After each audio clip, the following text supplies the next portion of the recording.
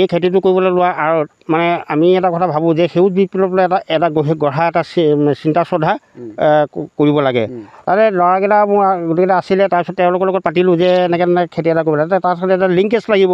লিংকেজটোৰ কাৰণে আমাৰ মানে আমাৰ বৰচাপৰি গাঁৱৰ মানে মুখেশ্বৰ চুতীয়া, তেখেত এজন মানে গম ধান খেতি ৩-৪ বছৰ কৰিছে। তেখেতৰ লগত মই নিজেই গৈ কথা বতৰা পাতিলোঁ।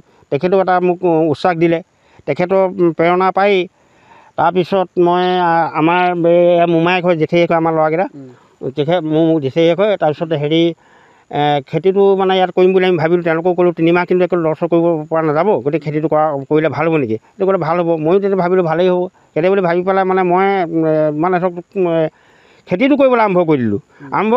কৰিলোঁৱেই খেতিটো কৰিলোঁ যাতে আমি ভাল খেতি কৰি মানে যিটো উৎপাদনটো কিমান পোৱা যায় তাৰ এটা প্ৰমাণ কৰিবলৈকে এই কামটো আগবাঢ়িলোঁ আমি। আৰু ল'ৰাকেইটা যথেষ্ট কষ্ট কৰিলে, মোমায়েকহঁতো কষ্ট কৰিলে, কৰি গোটেইখিনি এই গোটেই প্লট প্ৰায় 20 বিঘা মাটি আছে ইয়াতে খেতি কৰিছোঁ। আৰু খেতিটো দেখাত ভালেই হৈছে নহয় জানো? খেতিটো ভাল হৈছে।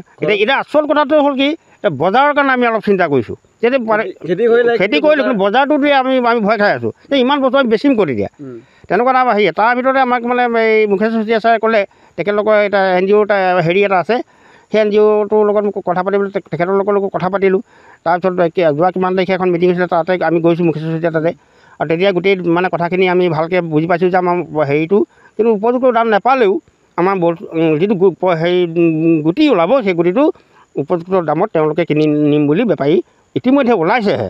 কিন্তু আমি এতিয়ালৈকে গোমধান কাটিব পৰা অৱস্থা হোৱা নাই।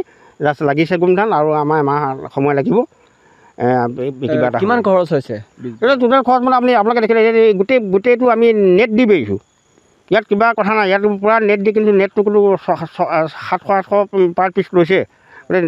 তেনেকৈ কৰোঁতে কিমান গৈছে। আৰু হালটো বাব লাগিছে। আৰু এটা কথা হ'ল কি মানে ইয়াত আমি যিটো পানী ব্যৱস্থা এইটো আমি কৰিব নোৱাৰিলোঁ প্ৰথম কথা, কাৰণ ইয়াত মটৰ বহুৱাবলৈও আমাৰ ব্যৱস্থা নাই। আৰু ইমান এটা মটৰ কিনি আনি বহাবলৈ বা 2টা মটৰ কিনি আনি বহুৱাবলৈ ইয়াত আমাৰ ধন নাই ল'ৰাকেইটাৰ হাতত, ক'ত থাকিব সাধাৰণ মানুহ। আৰু গতিকে সেইটো কাৰণে আমি অলপ অসুবিধা অলপ পালোঁ। আৰু যদি এই প্ৰডাকশ্যনটো ভাল হয়, সদৌ ভৱিষ্যতে আমি ইয়াতে প্ৰায় 20-30 পুৰা মাটি আছে এইটো প্লটত। গতিকে তেতিয়া আমি গোটেই কামটো কৰিবলৈ আমাৰ ল'ৰাখিনিৰ লগত মই তেওঁলোকক সহযোগ কৰি দিম।